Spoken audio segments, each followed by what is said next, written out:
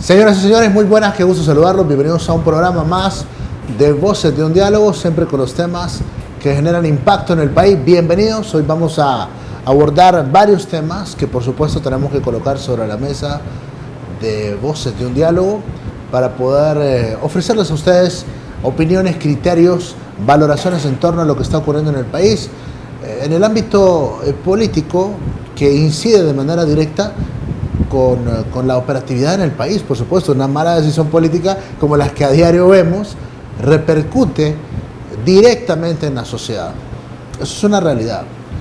Y ocurren este tipo de cosas porque falla la estrategia. La pregunta es, amigos televidentes, ¿vale la pena tener estrategia o no vale la pena tener estrategia?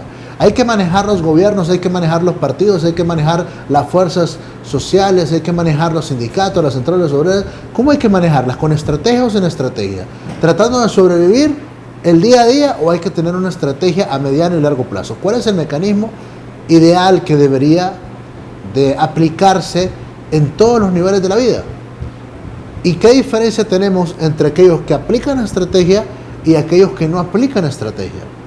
Para hablar sobre esta temática, vamos a profundizar hoy acá en el programa con un profesional, pero con un estratega también, que entiende qué es este tema y poder aplicarlo a la vida nacional. Don Luis Maldonado Galeas, es un placer tenerlo acá en Voces de un Diálogo. ¿Cómo está? Bien, muchas gracias por la invitación. Gracias. Muy bien.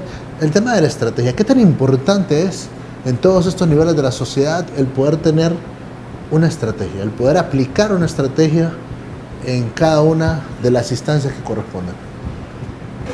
La estrategia es un instrumento de la política. La política domina todo el escenario nacional y la política recurre a la estrategia como un medio para el logro de sus fines. Dentro de esa estrategia hay que saber definir tres componentes básicos. Uno, el objetivo, hacia dónde apunta la estrategia que se diseña. Número dos, cuáles son los medios que necesito para llegar a ese fin. Y el otro es cuáles son las formas de acción o las modalidades o las líneas estratégicas que habré de seguir para alcanzarlo.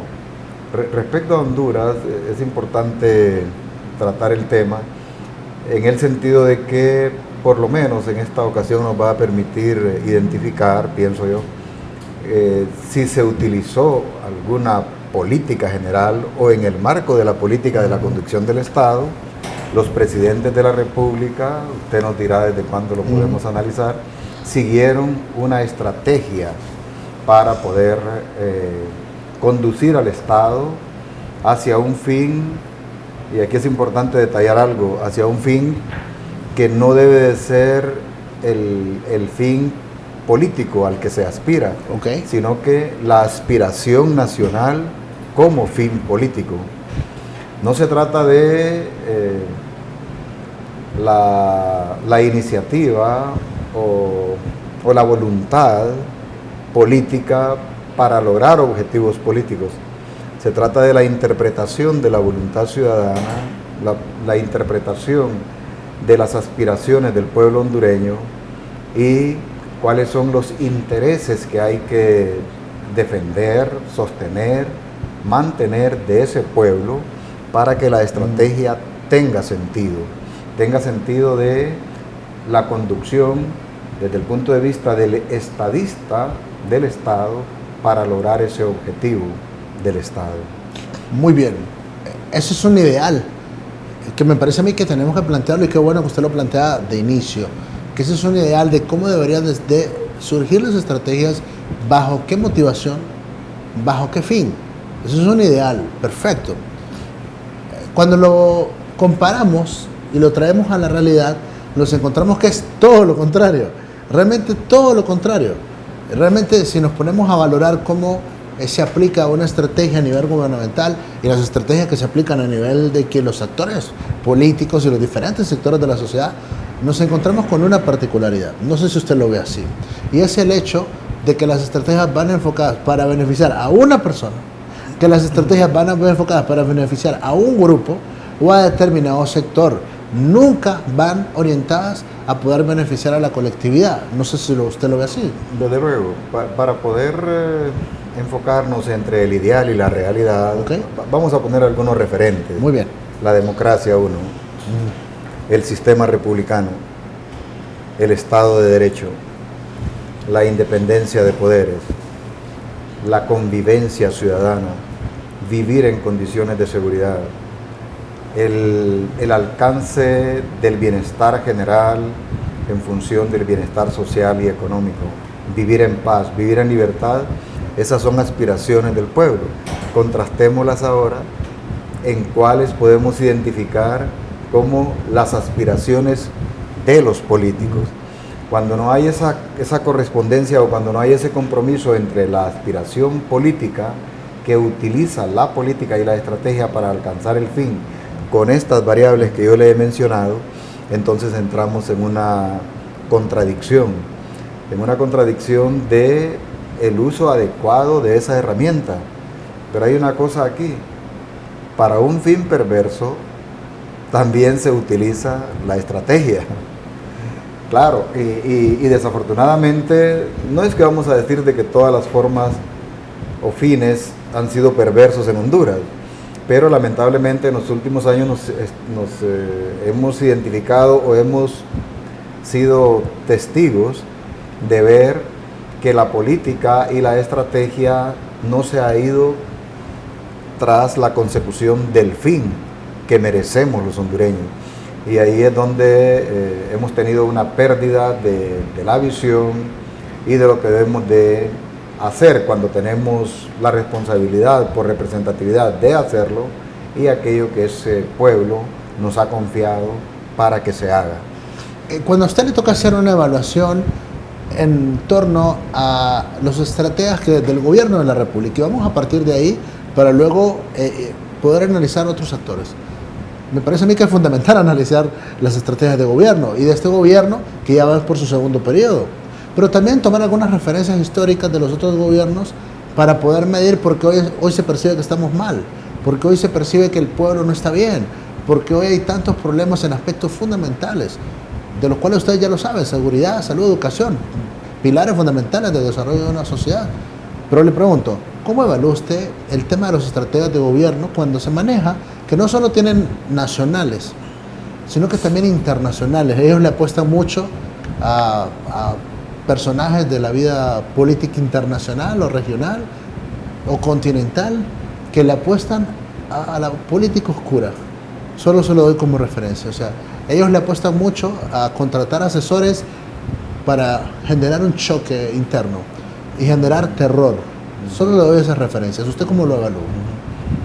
En algún momento hemos identificado esos comportamientos y esas situaciones en las cuales el gobernante se apoya en ciertas asesorías para alcanzar determinados fines. Pero para ejemplarizarnos un poco respecto a los últimos gobiernos, yo veo, por ejemplo, a partir del gobierno del ingeniero Flores Facusé, que se empleó una estrategia para la reconstrucción del país en razón del impacto del huracán Mitch. Y en eso se fue el gobierno.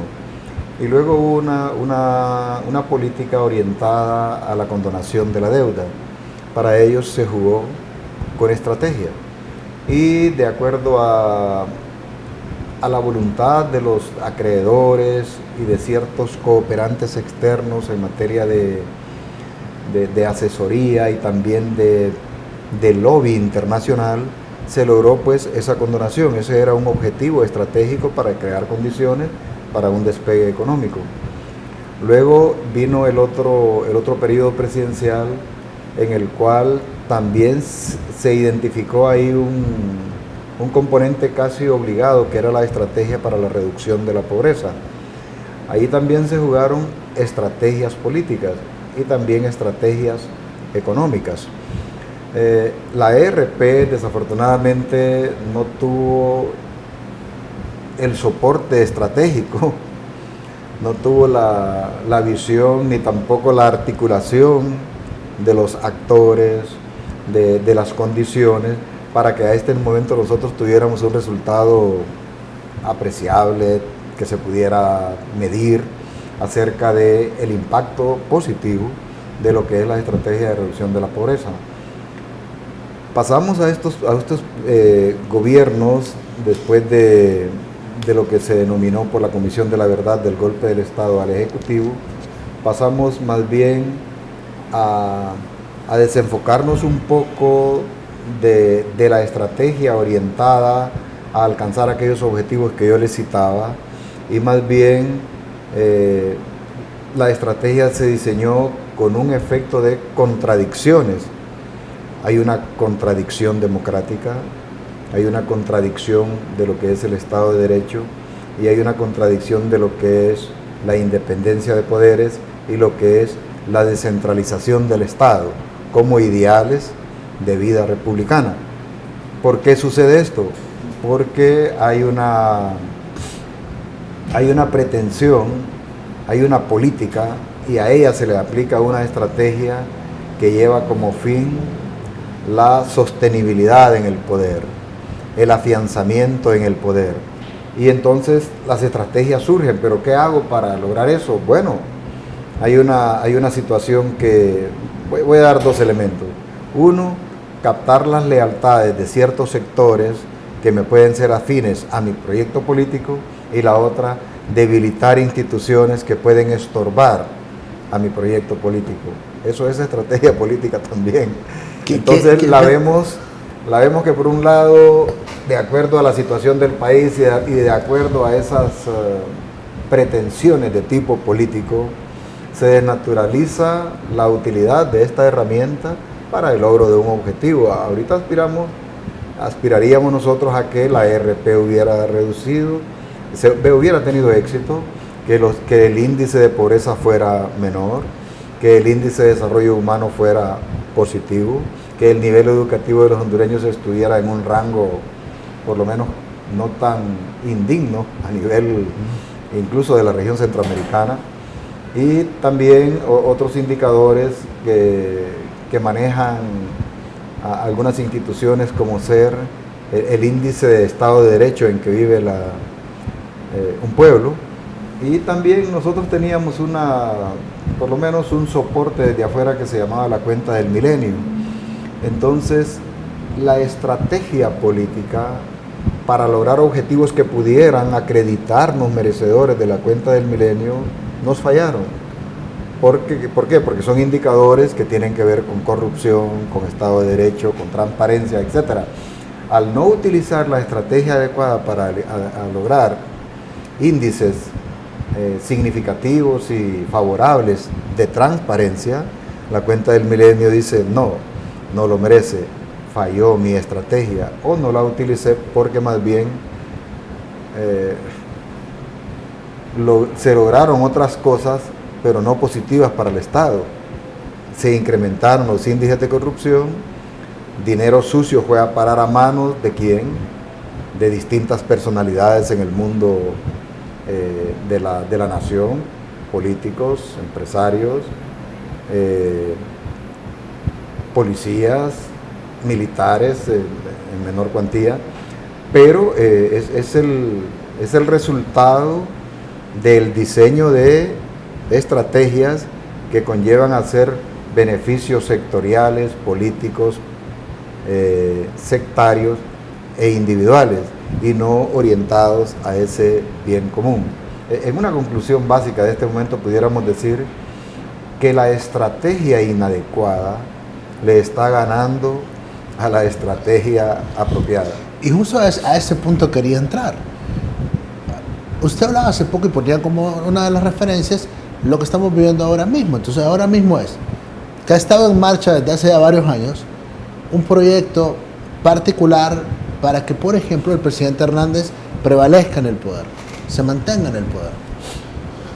Para eso se tuvo que debilitar la institucionalidad de Honduras, pero también tener la lealtad, por ejemplo, de las Fuerzas Armadas, que no dijeran nada en torno a una eventual ruptura constitucional cuando se aprobó una reelección, que ya es una realidad. Que no está en ningún artículo de la Constitución de la República, pero existe, pues, o sea, materialmente existe. La OEA lo valora así, materialmente existe. Pero esas son estrategias que le están funcionando en teoría a este grupo que representa el poder político de Honduras. Para ellos es muy bueno, es positivo. Lo que pasa es que cuando cruzamos las variables en cuanto a que se ha sido efectivo para Honduras, que esa estrategia aplicada continúe, ahí también es otro análisis diferente. Pero por otro lado, ¿qué percibimos? Que no hay estrategia, teóricamente, visiblemente, me refiero a manera de la oposición política, que no hubo una estrategia a aplicar para contrarrestar aquella que estaba y que ha prevalecido todo este tiempo, que es la del Partido Nacional, la de Juan Orlando Hernández. Y uno se pregunta, ¿por qué? ¿Qué pasa? Fíjese que es interesante. Yo recuerdo en el año 2013, cuando estaba la propaganda política, a partir de ahí el Partido Nacional anunció los 50 años. Y se tomaba desde distintos ángulos. Algunos en broma, otros en serio, otros con preocupación y otros con indiferencia. Y los que les sonaba agradable el discurso se alinearon con ese proyecto, un proyecto psicológico, pero que tomó forma con una estrategia. Y entonces se empezaron a mover piezas en el engranaje político que se pusieran a favor de ese gran proyecto, aunque no fuera alcanzable. Pero si no es alcanzable, pero si yo motivo aparte de esta sociedad para que me siga en este proyecto, podemos avanzar. Y si logro solamente llegar a la mitad, ya es una ganancia, una gran ganancia. Esa es la primera situación que yo identifiqué como la expectativa que pudiera mover una masa poblacional hacia la consecución de ese objetivo.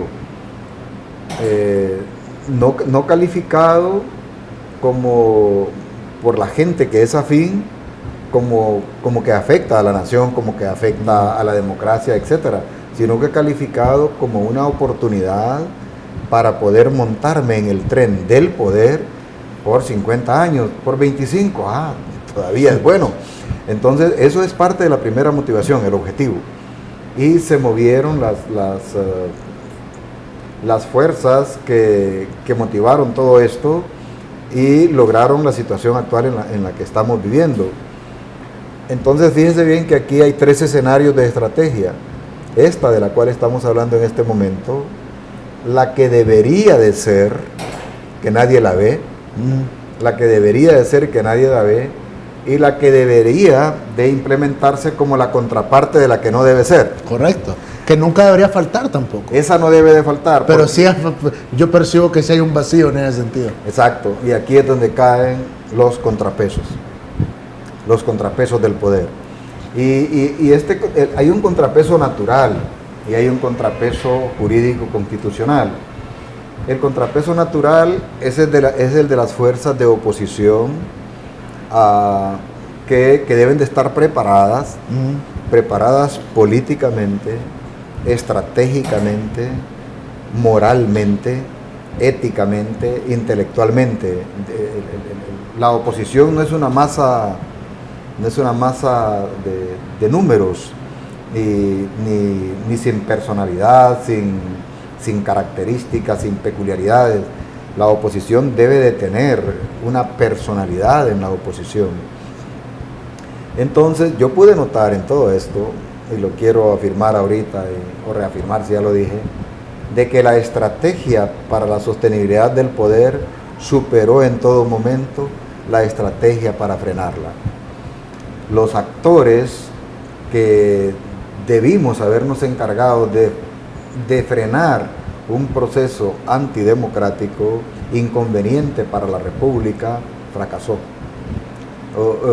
Actuó con la poca intensidad y con la poca eficacia o eficiencia para poder frenar ese impulso que todavía late, ese impulso de continuidad en el poder. Sí, y siento yo que late más fuerte que nunca. Ajá. Y entonces fíjese bien que estando los dos escenarios, el que ha logrado, llamémosle como objetivo político, la sostenibilidad o continuidad en el poder, ha superado a la estrategia política que no es visible de frenarlo y ha opacado, los dos, han opacado, han anulado que nosotros los ciudadanos advirtamos o debemos de creer de que hay otra estrategia que está invisible, que es la que deberíamos de aplicarla, deberíamos de ver reflejada en acciones políticas. Y esto es importante porque aquí es donde entra algo que se llama cultura ciudadana, cultura política y cultura democrática. Si nosotros los hondureños carecemos de esos tres componentes, no por ser expertos, sino que por lo menos carecemos de lo básico, entonces nos absorben las estrategias inconvenientes y creemos que ese es el escenario. Es real, pero no debemos de aceptarlo como el escenario conveniente para vivir en democracia. Y es lo que debemos de demandar ya como ciudadanos. Y es la oportunidad que tenemos a partir de ahora, de ver que uno se orientó para la sostenibilidad del poder y los otros actores del escenario de contraposición no lograron frenarlo. ¿Cuál es el escenario que debemos de crear como la verdadera alternativa para el desarrollo de Honduras? Ante un escenario como este que estamos viviendo y ante la carencia, no sé si cómplice, porque sí quisiera conocer una opinión suya en torno a que es que hace falta una estrategia de parte de la oposición política, o es que falló la que ellos prefabricaron, o existe un alto grado de complicidad. Es decir, no tenemos estrategia, solo nos vamos a plegar a lo que es la estrategia original de perpetuidad en el poder, porque también nosotros ganamos. Porque yo lo leo así, no sé cómo lo ve usted. O sea, parte de la estrategia de permanencia en el poder es también tener como aliados a la oposición política. Y tenerlos como aliados es, bueno, estrategia, te doy esto, todo lo otro, sentite cómodo y no me creas una oposición, no me das un dolor de cabeza de fondo. Te doy permiso, estrategia, te doy permiso de que me digas fuera jo, te doy permiso de que protestes en la calle, te doy permiso de que saques a algunos lados, te doy permiso de que manches paredes, quebra vidrios, y si podés quemar una alcaldía, quemala, te doy permiso de eso, estrategia, pero de fondo no me vas a cambiar nada que venga a interrumpir mi proyecto de permanecer en el poder. Es una lectura mía, no sé usted cómo lo ve. No, y es aceptable su lectura y cae dentro de la lógica de lo que podemos apreciar y ver en el escenario político. No se trata de la gran fortaleza de la estrategia inconveniente, se trata de la debilidad del resto de los actores para que caigan como un recurso manipulable que lo incorporo a mis fortalezas. Y esto es clave en un sentido. Ciudadanía.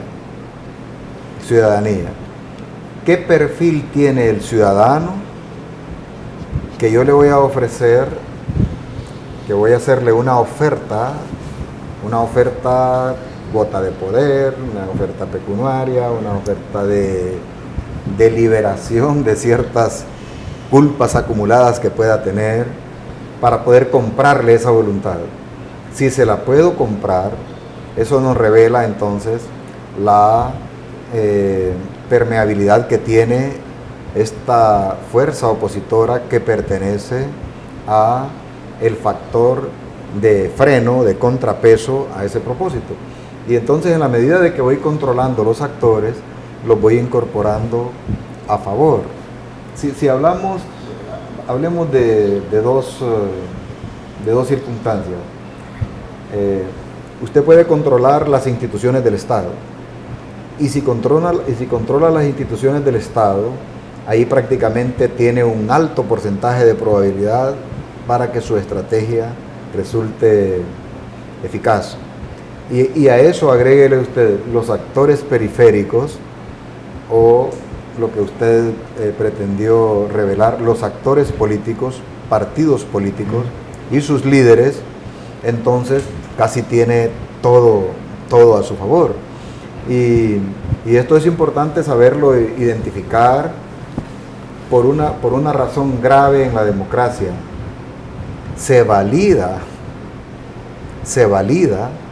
la acción inconveniente, perversa o que le queramos decir en contra de la democracia cuando la institucionalidad la soporta, cuando la institucionalidad la aprueba, la acompaña, le llega esto que usted decía, la complicidad en el propósito. Y no digamos cuando hay otros actores externos que también le dan aplausos y vivas a una situación como esta. Muy bien, entonces si está mal la oposición política porque es cómplice, esta es una conclusión mía, porque están bien con sus acuerdos políticos, que es parte de la estrategia también. Los acuerdos políticos en cualquier parte del mundo deben darse por el beneficio de la democracia, por el beneficio de los países, pero deberían de darse para el beneficio colectivo. El problema es que acá se ponen de acuerdo los de la clase política tradicional y le dicen, bueno, el acuerdo es tal porque ellos son los que ganan, porque ellos son los que sacan un beneficio de ese acuerdo. Muy bien, si la clase política está colapsada, ya está podrida, incluso están al borde de ir a la cárcel un porcentaje considerable de ellos, decide usted, la conciencia ciudadana. ¿Cuán factible es que se pueda este pueblo aglutinar, que pueda este pueblo tomar conciencia de verdad? Y que la pregunta es, ¿a través de qué podrían canalizar una estrategia para hacer prevalecer ese derecho ciudadano? Haciendo la salvedad de que este es un pueblo permisivo. Acá, si usted tiene comida en la casa, si usted tiene un techo más o menos, y tiene un televisor y tiene un teléfono celular, la vida del hondureño está hecha. Yo le pregunto, entonces, ¿cómo ser una contraparte a esta estrategia aplicada desde el poder? Es un proceso de mediano y largo plazo que desafortunadamente ni siquiera ha comenzado, porque a esa clase política que le interesa de que usted no tenga cultura ciudadana, lo pueda manipular para estos propósitos que ahora estamos viendo. Y esto va a depender de un liderazgo nuevo, de un liderazgo propositivo que pueda llevar a Honduras paso a paso hacia una condición en la cual la ciudadanía se empodere de esa facultad que le da la Constitución, que le da la historia misma. Y aquí lo que tenemos ahora como resultado de la carencia de esta actitud es que el mismo concepto de democracia del pueblo, por el pueblo, por representatividad, para el pueblo, está invertido. Esa persona que se encuentra arriba se considera que está sobre ese pueblo y lo ve de arriba hacia abajo. Y aparte de verlo de esa manera, también no se trata de aceptar la voluntad de ese pueblo para que me mande a mí como su representado, que en ese término de la democracia para el pueblo le pueda ofrecer, devolver, propiciar las condiciones para que ese pueblo sea feliz. No se trata de eso. El modelo que estamos nosotros leyendo en este momento que tenemos en nuestro subconsciente es el modelo del mando, del ejercicio del poder de arriba hacia abajo. Pero es una estrategia. Es la estrategia de él. Es una estrategia y es grave. Pero también es fuerte. Sí, es fuerte, es grave, es centralizada. Muy bien. Entonces, este concepto de poder desnaturaliza la concepción original de quién es el poder. Y aquí es bueno que lo sepamos interpretar. El poder es de los ciudadanos, es como una asamblea, es una asamblea del pueblo. Y dice, votemos todos. ¿Por quién? Por aquel. Ah, muy bien, tiene mi mandato, ejérzalo para mi beneficio. Esa teoría básica es cultura ciudadana. ¿La tenemos? No, ¿nos importa? Aquí, ¿de quiénes son los más beneficiarios de no tenerla? Los que se alinean con ese poder. ¿Por qué? Porque el líder que mira de que es dueño del poder, entonces juega con esa masa que se lo ha otorgado y él lo toma para sí. Ahí le va tal cosa, ahí le va tal cosa, aquí amarro, aquí suelto, aquí soco, etc. Se cree con la facultad para hacer con ese pueblo lo que está en función de la autoridad conferida, y no es al revés. no tiene la voluntad, el ánimo de obedecer a ese pueblo. Esta es una contradicción que nos está afectando mucho, pero si queremos empezar por algo en este proceso de ciudadanización del poder, entonces estaríamos hablando de interpretar primero esta concepción básica: esto es mío, a mí me pertenece. Y ahí es donde viene la parte moral, la parte leal, la lealtad. Aquí viene la parte de cuestiones de honor, en donde si usted se siente dueño del poder como ciudadano, ¿por qué habría de concederle el gusto a ese que lo tengo ahí como mi representado, de que abuse de mi poder si yo lo tengo? Entonces, cuando hablábamos de complicidad y cuando hablamos de aquellas cuestiones, es eso mismo. Nosotros como sociedad y los políticos como representantes de esa sociedad no han mostrado hasta este momento la altura ciudadana como para decirle no a esa oferta de conveniencia para ese que tiene una estrategia en contra de mis intereses. Muy bien, sobre esa estrategia del gobierno, sobre esa estrategia del poder en cuanto a lo que está ocurriendo acá en el país, ¿usted la valora como negativa, como le está perjudicando a la institucionalidad, que ha debilitado la institucionalidad y que se puede concluir que está afectando al país, que el país no está bien? Esa es una valoración de la estrategia aplicada desde el poder y sus resultados. Pero eso es una cosa. Muy bien, acá se ha simplificado el deseo, que yo no dudo que sea de pocos, es de muchas personas que dicen: yo quiero que termine este gobierno. Nosotros queremos es que se fuera Jo. Es como una consigna que nunca debe faltar actualmente en la sociedad. Que en los estadios, que en los estancos, que en los bares, que en todos lados, está bien.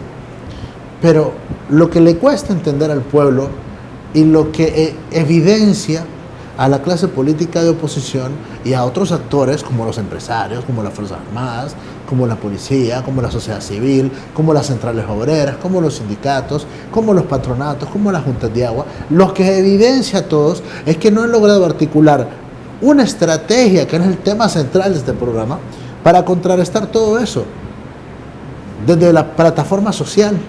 Pero también acá hay corresponsables a nivel de la defensa de la Constitución de la República, me refiero jurídicamente, me refiero constitucionalmente, que también han sido cómplices. Pero en esa misma plataforma, de los que han permitido que esto ocurra, hay contrapartes que lo han permitido a nivel jurídico y constitucional y que no han hecho absolutamente nada para detenerlo. Es una lectura que le doy en base a los elementos que usted me da. Sí, ¿por qué no funciona la estrategia como contraparte para detener este proceso, llamémosle reeleccionista? ¿Por qué no funciona?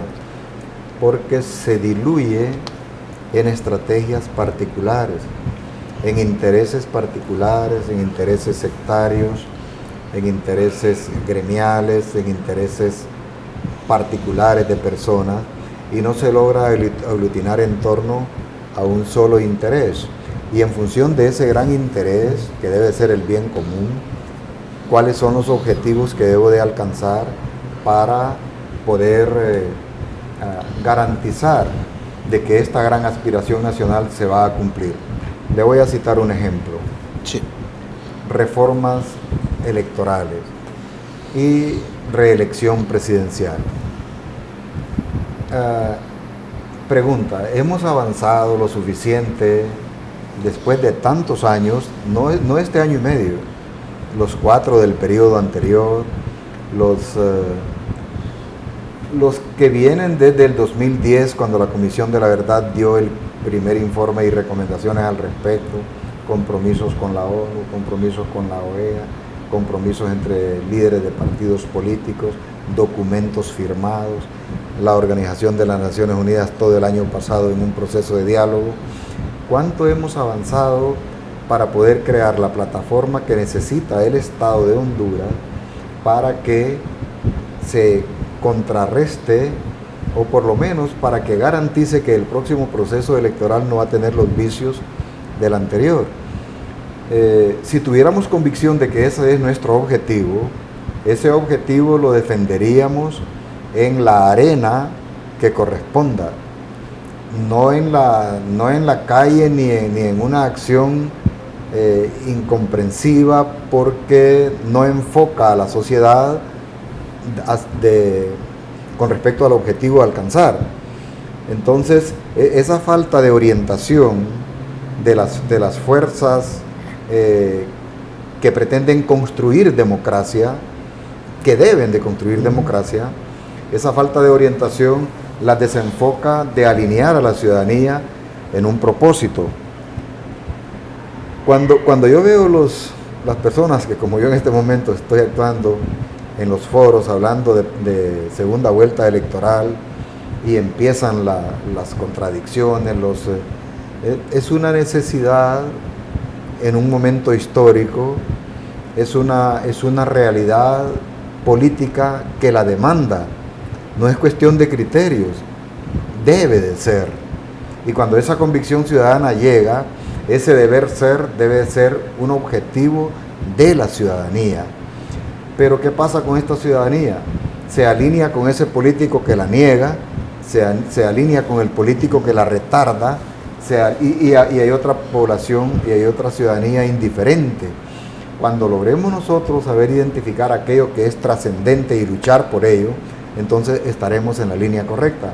Eso es el alineamiento de la ciudadanía con las verdaderas aspiraciones del pueblo. Aquí yo en este proceso electoral veo frenos, desenfoques, retrasos, pretensiones políticas sectarias, pero no veo el gran proyecto de construir democracia en función de una plataforma de marco jurídico para garantizar un proceso electoral limpio, honesto, transparente. Entonces, al no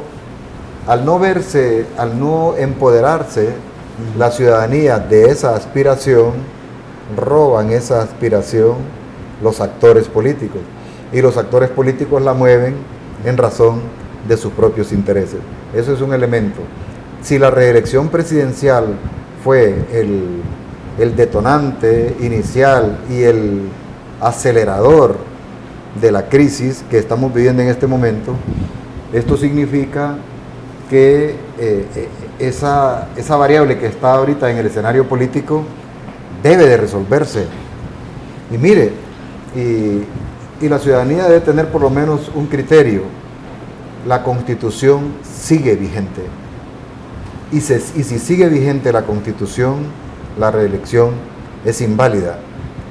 Con solo ese pensamiento es suficiente como para que un plebiscito, al propiciarse, diga no, y se acabó ese ingrediente que entró en el escenario político de manera innecesaria, no como parte de una voluntad expresa del pueblo. Yo quiero la reelección. ¿Qué ciudadano dice eso?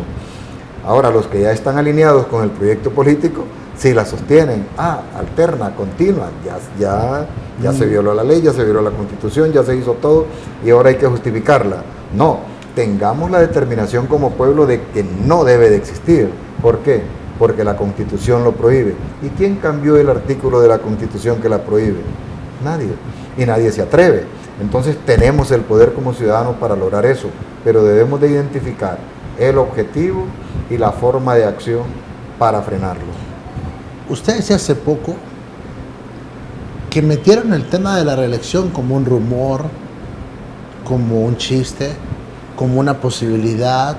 Bueno, y se generó toda una nebulosa alrededor del tema que terminó en una realidad. Ahora, no sé si ya lo percibió, están con otra etapa. Ahora hablan de constituyente. Sobre esto no es un tema nuevo porque el presidente Zelaya incluso hace 10 años fue derrocado por pretender materializarla.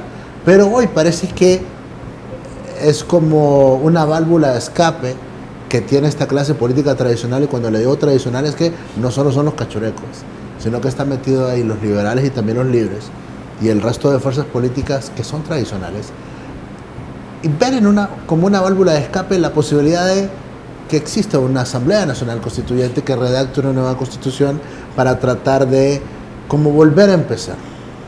¿Qué opinión le merece esa estrategia, que no sé si ya lo percibió, está en marcha? No sé quién la enarbola, pero que se siente, se siente. Y la instalación de una Asamblea Nacional Constituyente es una cuestión de riesgo por un lado, o un recurso de un cambio positivo, trascendente por otro lado. Sí. Digo riesgo por un lado porque si la Asamblea Nacional Constituyente se manipula desde el poder, es fatal. Y la manipulación, usted ha mencionado 3 fuerzas políticas, si la manipulación de un actor que la dirija, que la propicie, tiene la complicidad de otros 2 actores políticos con fortaleza electoral, la constituyente va a seguir una línea en razón de ese interés político compartido. Eso es el riesgo. Pero tenemos algunas lecciones no tan claras en la historia, pero de la 82 fue una de las más limpias, la de 1982.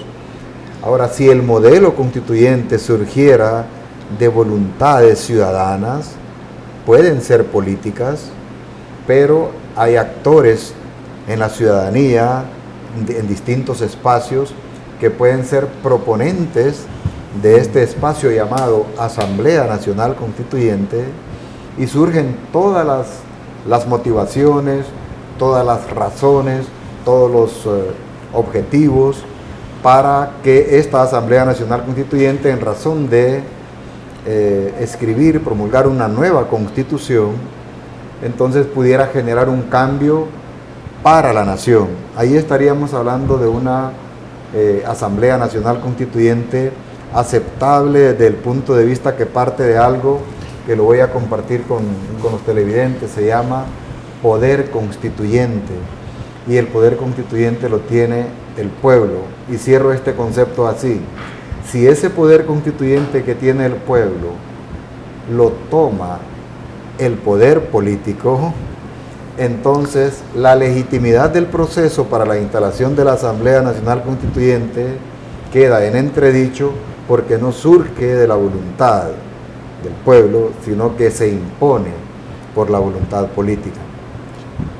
Me parece un buen punto, pero eso es lo que viene ahora. Yo lo percibo, como eso usted se percibe como que hoy es la única válvula de escape que tienen, como para tratar de limpiar en alguna medida lo que tienen como realidad del país. Y vamos a tocar aquí unos 2 temitas respecto a esa preocupación. Yo hablé de la palabra riesgo. El riesgo de que la Asamblea Nacional Constituyente acomode sus decisiones o la nueva constitución para la limpieza del pecado cometido, por decir una palabra. Entonces, ¿cuántos delitos, cuántas faltas, cuántas deudas por violaciones a la Constitución, a la ley y a otras formas tendrían esos actores que están propiciando la Asamblea Nacional Constituyente? ¿Y cómo puedo borrar todo eso que tengo acumulado en función de ese poder, en este caso manipulado? ¿No sería lo mismo si habláramos de una Asamblea Nacional Constituyente salida de la voluntad nacional? Porque esta sí tendría otros propósitos, a esta que buscaría precisamente como primer objetivo esa limpieza, eso que yo necesito sacarlo del escenario político, sacarlo del entorno de la justicia y poner las cosas a favor o marcar una línea cero, y a partir de ahí escribir una historia que me favorezca. Son parte de los riesgos. Muy bien, otro elemento, porque en medio de su exposición podría sacar unos 2 o 3 elementos interesantes que podríamos profundizar. Evidentemente se nos hace corto el tiempo como para poder abordarlos todos, pero vamos a ir a los más visibles y a los que están generando reacciones. Muy bien. ¿Ha generado algún grado de motivación? ¿Ha generado algún grado de entusiasmo que yo no quiero desconocer, ni tampoco pretendo desmotivar, con la integración de una plataforma de maestros, de médicos, que de a poco está sumando una serie de sectores? A esta plataforma, que inició con una demanda gremial para ambos sectores, que es para derogar unos PCMs, y bueno, el gobierno de hecho que los derogó, no considera el gobierno que eso le iba a perjudicar en nada políticamente, ni mucho menos, y los deroga. Pero hay quienes desde la oposición política de inmediato vieron en esta plataforma la posibilidad de tomar fuerza que no han tenido durante todo este tiempo, la posibilidad de golpear al gobierno como no lo han podido golpear ellos políticamente. Y bueno, se suben a ese barco, nutren la plataforma con protestas en las calles. Y percibo yo que han delegado hoy por hoy la responsabilidad en personajes como la doctora Suyapa Figueroa para que derroque a Juan Orlando Hernández, para que lo haga temblar, para que lo haga entrar en crisis. ¿Qué opinión le merece? Yo creo que si se actúa irresponsablemente, pudiéramos afectar una aspiración que en el marco del gremio del colegio médico y de los docentes pudiera tener un fin conveniente para la sociedad hondureña. La opinión pública se mueve en razón de los comportamientos de los actores políticos o sociales y de otra índole. Si la naturaleza del movimiento social se desconfigura y pasa y se traslada a una aspiración política, esa fuerza social se pierde, o por lo menos se mengua, va perdiendo fortaleza porque es absorbida por una fuerza política para un interés político. Ahora, en una plataforma social que un político limpiamente, con una estrategia política de estadista, sepa interpretar esa necesidad social y la articula en una política de Estado, en un discurso político, porque toma de esa plataforma social la aspiración, los problemas, todo lo que conlleva la motivación, y luego en el marco de su pensamiento político diseña política, diseña estrategias, diseña programas, planes, etcétera, y sabe tomar esa necesidad. Ahí hay un comportamiento limpio y que puede ser aceptado por la sociedad sin llegar a contaminarse. Las fuerzas políticas se pueden integrar a las fuerzas sociales siempre y cuando los propósitos sean compatibles, pero compatibles con lo que demandan aquellos criterios que decíamos al principio. ¿Es esto bueno para la democracia? ¿Es esto bueno para el Estado de Derecho? ¿Es esto bueno para el logro de las aspiraciones? Y para lo más amplio que se llama bien común, apunta esto hacia allá. Entonces, sí pueden ser útiles para esos propósitos. Pero yo veo fortalecida a la señora Figueroa en la medida que ella sostiene su identidad, en la medida que ella sostiene su propósito.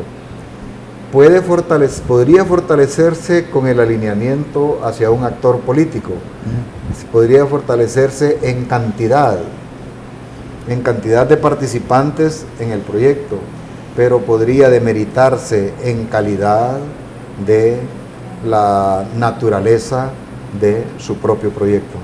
Muy bien. Hay un anhelo que se percibe de parte de algunos sectores de la oposición política y sectores sociales, y yo tampoco puedo desconocer que hay un sector importante de la población que sueña con ese momento de que se derroque el gobierno actual. ¿Cuán viable ve usted esta posibilidad? Me gustaría escucharlo de una persona sobria como usted, porque nosotros como periodistas tenemos una lectura y estamos convencidos que este propósito no se va a lograr. con todos los elementos que algunos que le hemos colocado en este programa, que me parece este programa una pieza de primera para usted que nos está viendo, un aporte de primera para usted que no le entendía o que no le entiende lo que está ocurriendo en Honduras. Pero yo le pregunto, ¿cuán factible es esta posibilidad? O sea, la gente sueña con que hoy vengan los gringos y le digan, mire, usted está afuera. Y ayer él estaba celebrando con los gringos tranquilamente, pese a que su hermano está preso en los Estados Unidos y otro montón de elementos, se sobreentiende que geopolíticamente él está bien. Pero quisiera escuchar su opinión sobre el tema. Sí, yo quiero poner una condición en esto, y está en una pregunta. Los actores que quieren derrocar al presidente Hernández son mejores que el presidente Hernández. Somos mejores el resto en términos de calidad democrática, de perfil de estadistas, de moralidad, de ética, etc. Le tenemos preparada una respuesta a Honduras en caso de que lo derroquemos. Esa es la primera pregunta. Y la segunda pregunta, son tres. El segundo escenario es si se derroca al presidente Hernández, ¿en qué condiciones queda Honduras después de una crisis que ni me lo imagino? No sé qué tipo de crisis debemos de crear para ello. Será un acto de identificación de la magnitud de la crisis y él diga, por Honduras y por evitar una condición extrema que podamos caer en un abismo demasiado, presento mi renuncia. Un escenario. 2, no voy a renunciar. Soy el presidente, la Constitución de la República dice que son 4 años, aunque todo el mundo diga de que gané con fraude las elecciones, que esto, pero yo soy el presidente de la República, fui juramentado, tengo una banda, etcétera. Por lo tanto, por mandato constitucional debo de cumplir. Va a haber sangre, que haya sangre, pero yo debo de cumplir. Otro escenario. Y está el tercero, que es el que yo aconsejo. ¿Cómo debemos de prepararnos los ciudadanos para poder crear el escenario que sustituya dignamente al presidente de la República y al Partido Nacional, si se quiere, y que seamos la alternativa para una nueva plataforma democrática, para una nueva plataforma de vida republicana, en razón de esta nueva oferta que ofrezco, valga la redundancia, a este pueblo necesitado, que si en verdad ansía el fuera jo, lo saque en buena lid. Bueno, se nos ha ido volando el tiempo y espero tener la posibilidad de ampliar este diálogo.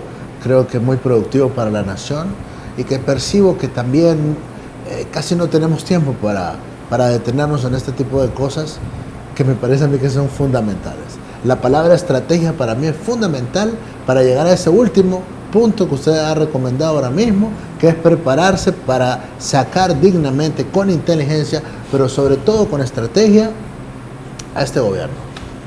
Y precisamente ese es el desafío de los conductores políticos, el diseño de la política y de la estrategia que propenda al logro de las aspiraciones nacionales.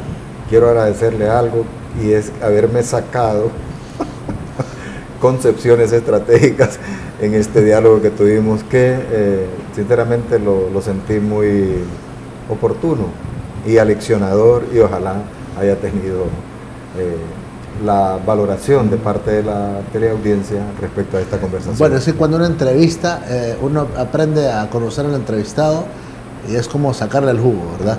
Entonces yo he tenido oportunidad de platicar con usted y sé que sabe más de política que de otra cosa y de estrategia, así que yo espero que, amigos televidentes, ustedes hayan sacado provecho de este programa y le agradezco su tiempo. Es un placer. Don Luis Maldonado Valera, soy acá en Voces de un Diálogo. Señoras y señores, gracias a todos ustedes porque siempre están pendientes del programa. En nombre del ingeniero Basten, que está el encargado de la producción, yo soy Alan Fiellos, con permiso. Ella es Marta, enfermera y hermana de Camila. Camila es maestra en varias instituciones. Marta y Camila cumplieron el sueño de ellas y de doña Marta, su mamá. Después de muchos años de alquilar, hicieron posible el sueño de ser dueño, con el programa masivo de vivienda más grande en la historia del país, Fuerza Vivienda. En conjunto con el sistema bancario y el sector construcción, te da la oportunidad de comprar tu casa con el aporte del bono para vivienda social que otorga el Gobierno de la República. Acércate a tu banco y escoge el plan que aplica a tus ingresos. Dale a tu familia un hogar. Juntos hoy construimos el sueño de ser dueños. Fuerza Honduras. Presidencia de la República. Cooperativa Sagrada Familia cuenta con un comité de educación, departamento de educación y proyección social, los cuales son los encargados de las actividades en diferentes áreas, brindando programas de formación cooperativista, financiera y ocupacional. Comprometidos con el medio ambiente, realizamos actividades de reforestación en diferentes zonas del país. Apoyamos la salud a través de la entrega de medicamentos y consulta gratis en nuestras brigadas de salud. Anualmente, Cooperativa Sagrada Familia invierte más de 5 millones de lempiras en actividades de gestión social. Gracias a su confianza retribuimos en obras de beneficio social al pueblo hondureño. Porque sabemos que crecer es su meta, la Cooperativa 15 de septiembre, la primera cooperativa de ahorro y crédito en Honduras, le trae el nuevo crédito 6015, un financiamiento con una tasa del 15% de interés anual, exclusivamente para usted. Llévese hasta 100,000 lempiras sin aval. 6015, una propuesta única e innovadora con soluciones para usted o su negocio. Afíliese ya. Venga a Cooperativa 15 de septiembre en todas nuestras filiales y solicite el crédito 6015. Cooperativa 15 de septiembre. 60 años impulsando sus sueños. Ahora, más noticias. Miles de personas que protestaban por la... Más cobertura periodística. Al país. Las imágenes de actualidad y el contenido periodístico de última hora. Está en un solo clic. Televisur.com, el sitio web líder en noticias. Televisur.com.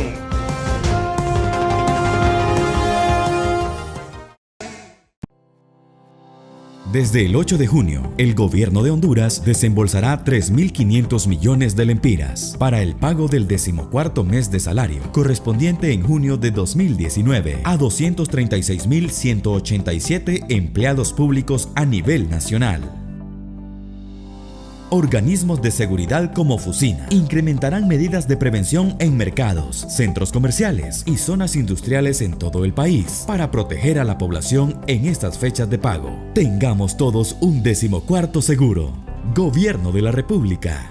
El Congreso Móvil se desarrollará por 10ª vez consecutiva en la ciudad de Gracias, departamento de Lempira, el próximo 9 y 10 de julio para conmemorar el mes de la identidad nacional. Proyectos encaminados a mejorar la infraestructura de los centros educativos, temas de salud y mejoramiento de la red vial en la zona occidental son algunos beneficios del Congreso Móvil.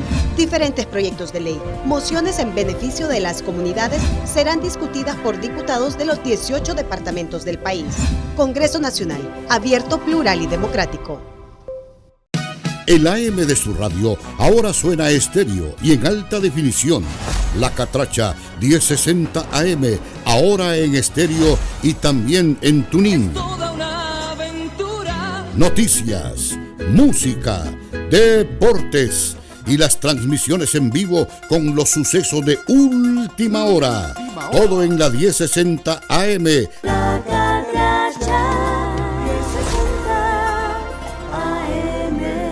Ahora en estéreo y en tuning. Con el crédito de consumo Banrural, sí puedes materializar tus sueños. Viaja, compra tu vehículo, mejora tu vivienda, emprende, forma tu familia o estudia. Tú decides en qué utilizarlo. Hasta 500,000 lempiras sin aval, tasa preferente, hasta 60 meses para pagar. ¿Qué esperas? Materializa tus sueños con Banrural. Acércate a cualquiera de nuestras agencias y haz realidad tus sueños. Banrural es de todos, el amigo que te ayuda a crecer.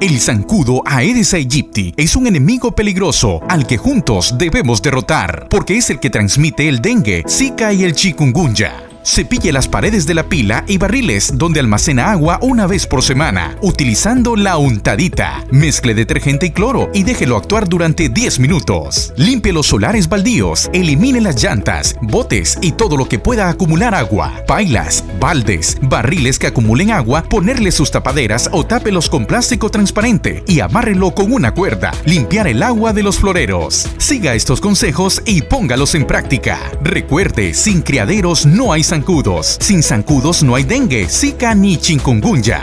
Gobierno de la República. Para aprovechar mejor su salario congelado por las deudas, ahora los maestros disponen de una solución. La clave es Consolidando, la nueva iniciativa del gobierno para aliviar la deuda que permitirá a los maestros tener mayor disponibilidad de su dinero. Si tu sueldo es menor a 2.000 empiras por pagos de deudas, muy pronto visitaremos los centros educativos de tu comunidad para ayudarte a consolidarlas. Consolidando, juntos vamos caminando. Voces de un diálogo. Bienvenidos a un programa más de Voces de un diálogo, donde se abordan temas de impacto. Ha procesado a medio mundo y no le ha pegado absolutamente nada. Con los diferentes protagonistas del acontecer nacional. El contrato social entre los gobernantes y los gobernados. Pero los que tenemos algunos kilómetros ya recorridos, Alan. Si los entes judiciales son imparciales. Evitar que se siga yendo la gente para allá. Hay gente honesta, gente interesante dentro, pero dialogan sobre los temas más importantes que se generan en nuestro país. Ha perdido, si es que alguna vez la tuvo. La sociedad que tenemos ahora no es la sociedad que tenemos hace 10 años. Al estilo único de Alan Fiallos. Algunos lo perciben así, otros consideran que es que se está haciendo justicia. Voces de un diálogo, todos los días a las 8 de la noche, solo por Cholusat Sur, Canal 36 y nuestras redes sociales. En Cholusat Sur creemos en los principios y valores cooperativos. Estamos convencidos que el movimiento cooperativo debe estar en el centro de la creación de una economía más sostenible y equitativa. Basados en estos principios surge la Hora del Cooperativismo y la Economía Social en Honduras, un programa único en la televisión nacional. Vea La Hora del Cooperativismo y la Economía Social en Honduras con Efraín Rodríguez, todos los fines de semana, solo aquí, en Cholusat Sur.